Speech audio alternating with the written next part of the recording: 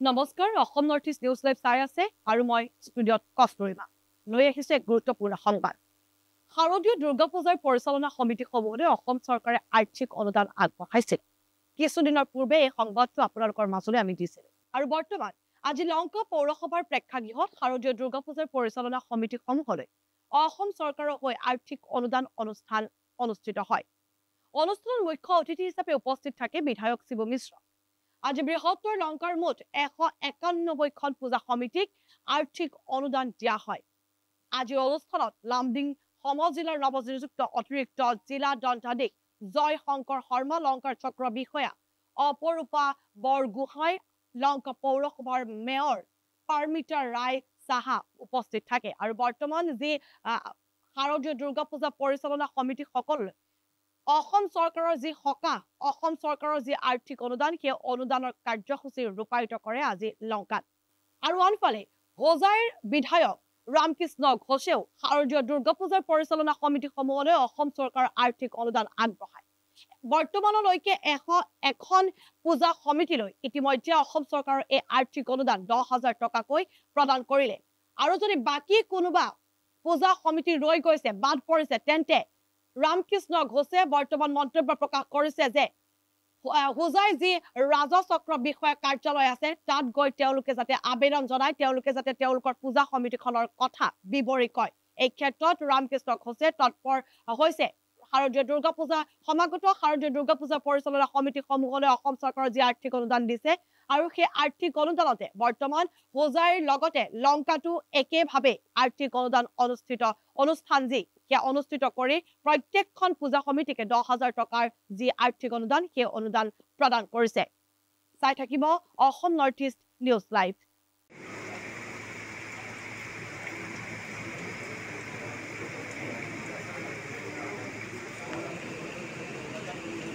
কারণ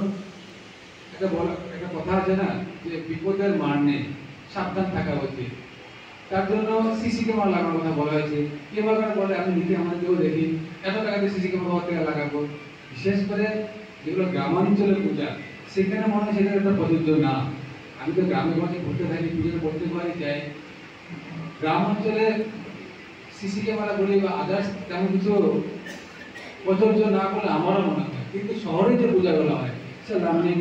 টাউন বলি মিউনিসিপালিটি বলি লংকা বা হোজাই বলি শহর ভিত্তিক পূজাগুলো কিন্তু সিসি ক্যামেরা খুব প্রয়োজন কারণ কার মনে কি আছে অভিসন্ধি আছে বলা যায় না কে কখন কি ধরনের ঘটনা ঘটায় কার কি ধরনের অভিসন্ধি নিয়ে কোনো বলা যায় না যদি কোনো ঠাকুর না করে ঈশ্বর প্রার্থনা করে এখানে ঘটনা না ঘটে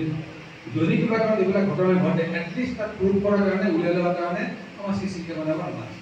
এর উপরে আরো কিছুমান এসি দিয়া হল যে কিবা কারণ যদি অলপ জুই লাগি যায় তার কারণে আমার 5 মিনিটের ভালো একটা এমসি লব লাগে 5 মিনিটের ভালো করে আমার তার অলপ বালিশেরি ব্যক্তি দিব লাগে সে যেন শুরুতেই যেন আপনাকে নেভানো যায় যদি আমরা প্রিপেয়ার না থাকি চট করে কোনো একটা ঘটনা ঘটলো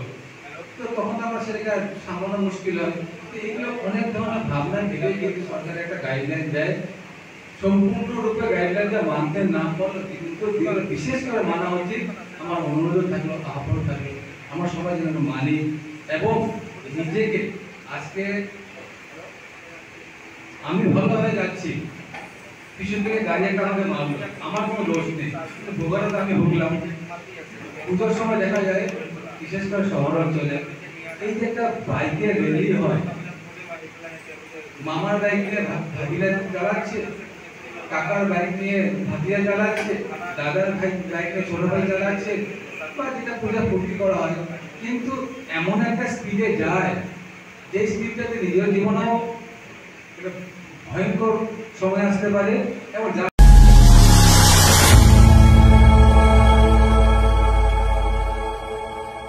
খবৰৰ আৰৰ খবৰ ব্ৰেকিংৰ হুলস্থুলৰ মাজত ৰৈ যোৱা সমাজৰ নেতিবাচক বহু খবৰ ৰাজনীতিৰ পৰা সমাজনীতিলৈ খেল জগতৰ পৰা কৃষি খণ্ডলৈ ছবি জগতৰ পৰা সাহিত্য চৰ্চালৈ বৰাক ব্ৰহ্মপুত্ৰৰ লগতে উত্তৰ পূবৰ সাতভনী সামৰি অসমৰ সংবাদ জগতত নতুন সংযোজন Assam north east news live 24/7